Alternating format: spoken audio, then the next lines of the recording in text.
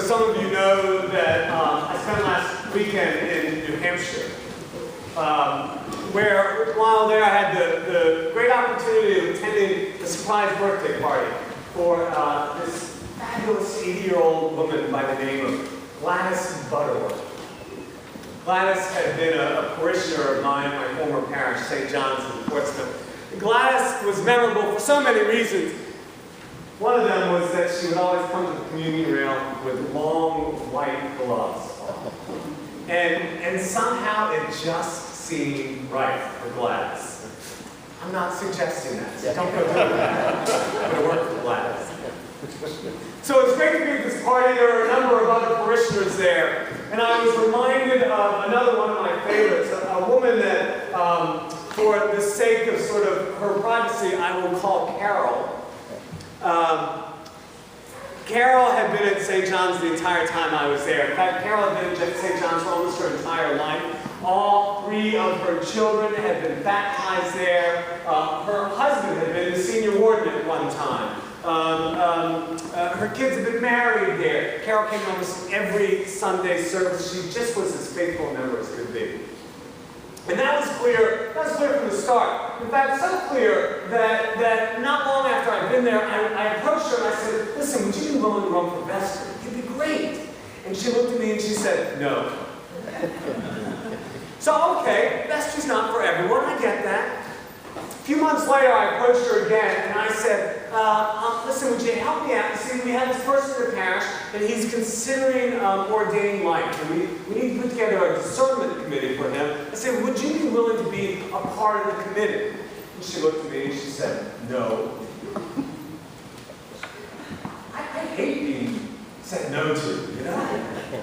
So not to be dismayed, a third time I came back to a few months after that. I'm not making this up. St. John's, when I arrived, I will tell you, was a little bit out of step with times. And so, in fact, all of their Eucharistic ministers, they were all men. And so I thought, okay, it's time to sort of break the gender barrier here. And who better than Carol, who was a faithful member of the parish? So I said, Carol, would you be one of the women to be the first of the lay Eucharistic ministers? And you probably know where I'm going. She looked at me and she said, no. Well, all right, so this is the third time she said no, so this time I pushed back a little bit. I said, Carol, I don't get it. You are so faithful here. You have so many gifts. I've asked you 3 times to do something for the church. I know you love the church. How come you keep on saying no to me?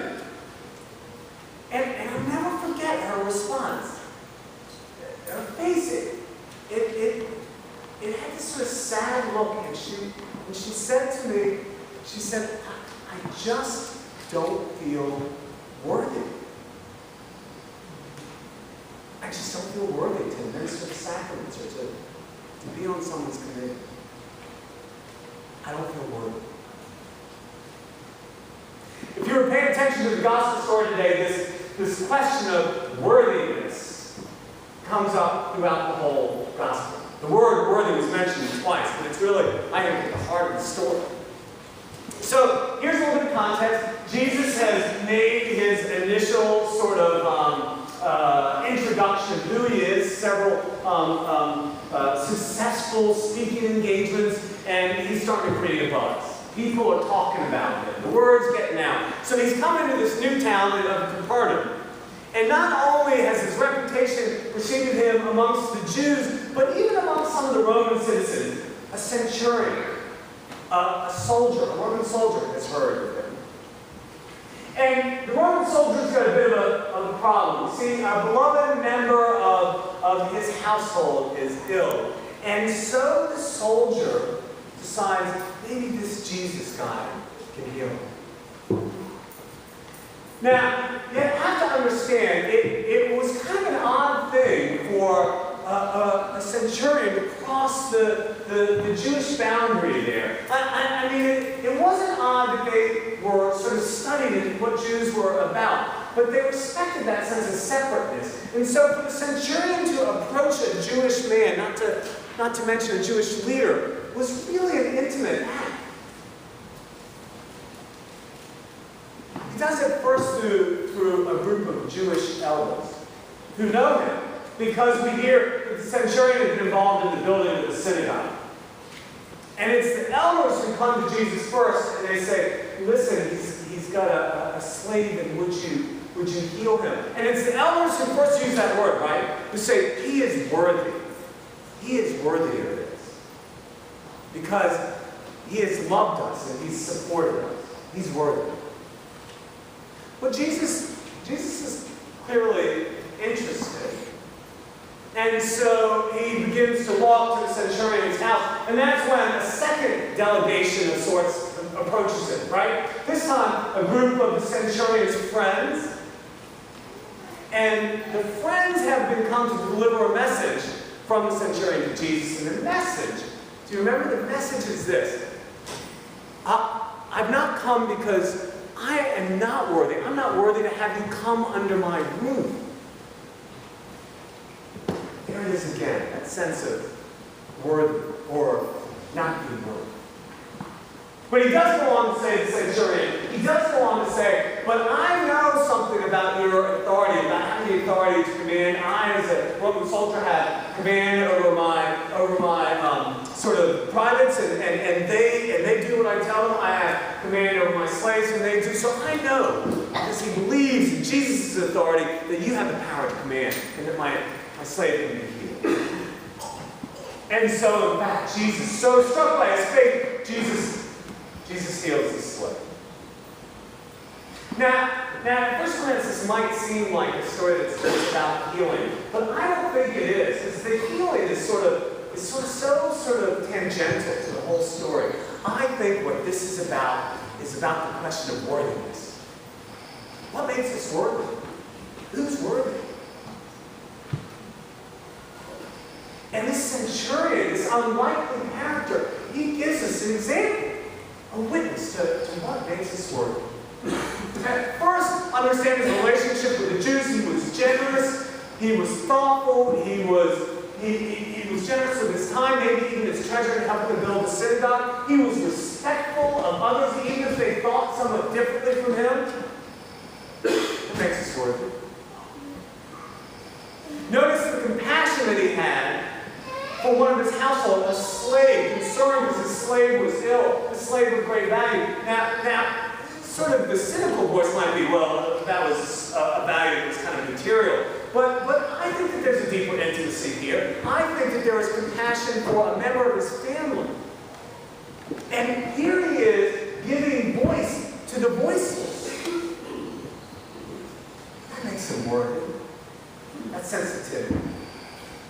And there's no mistaking his humility. That he doesn't dare presume to come before Jesus. He doesn't dare presume to speak for himself. I mean, he's grounded in a sense of humility and respect. And of course, that final piece, that piece that sort of so seems to move Jesus, is his sense of faith, his conviction that Jesus really can make a difference. So there's so much about this character that seems to suggest that he's worthy. And yet, even as I give you a list of his attributes, I want to tell you that that's not what makes him most worthy. I want to tell you that if we get hung up on all of those qualities, I think we're missing the point that makes him worthy and that, frankly, makes you and I worthy too. I think what makes the centurion worthy to come before Jesus, what makes you and me worthy to come before Jesus, is simply that he's a child of God. It's simply that Jesus recognizes him as one of God's beloved children. God has created him in God's own image. God has looked down upon his creation and said, it is good. In the same way that the heavens opened up when Jesus was baptized and God said, this is my beloved, God looks at this centurion and says, you are my beloved. I think if we get hung up on all those external attributes and forget the fact that we all are worthy because we are God's children, then we're missing the most important thing. Any of you who are parents, who have that child that you love, you know that nothing makes them more worthy than the fact that they are your child. We are God's children, and that makes us worthy. And it's so important to hold that up, to remember that, because these days, what seems to make one worthy is so foreign to Jesus' standards, you know? Is it power? Is it money? Is it material goods?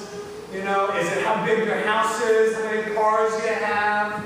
Is it how far you can throw a ball, or how beautiful you are, or the clothes that you wear, or how many friends that you have, or how many friends you have on Facebook, you know?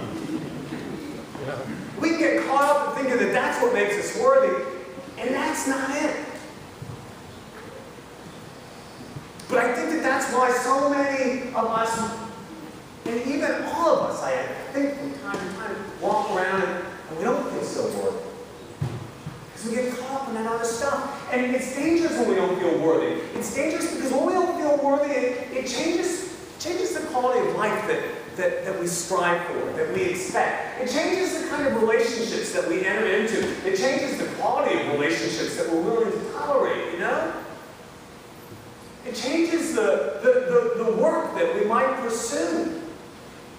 And it certainly changes the prayers that we might offer to God. It even changes the work that we might do to honor God. That's the danger if we don't realize just how worthy we really are. That was the sad thing about Carol, who didn't think that she was worthy enough to administer the chalice, much less to be on a committee or to be on a vestry. She kept on saying no. She was saying no to God, not me. But I will tell you this about Carol. So when she said, I just don't think I'm worthy, I said, are you crazy? All right, maybe not my most pastoral response, but that's what I said. I said, are you kidding? I said, you're here all the time. You are this church. People respect you. People value you. Yeah, of course you're worthy. And after a little more, I sort of wore her down, and she eventually agreed to be the Eucharistic minister. And then a little later on, I recruited some of her friends and cornered her in the kitchen, and she agreed to run for vestry. And so here's what was so beautiful about watching what happens when we really believe that we are worthy, when we really believe that we are beloved in God's eyes. So this woman, when I left, she was the coordinator of all our lay ministries. Would never have happened if she hadn't been willing to believe that she was willing.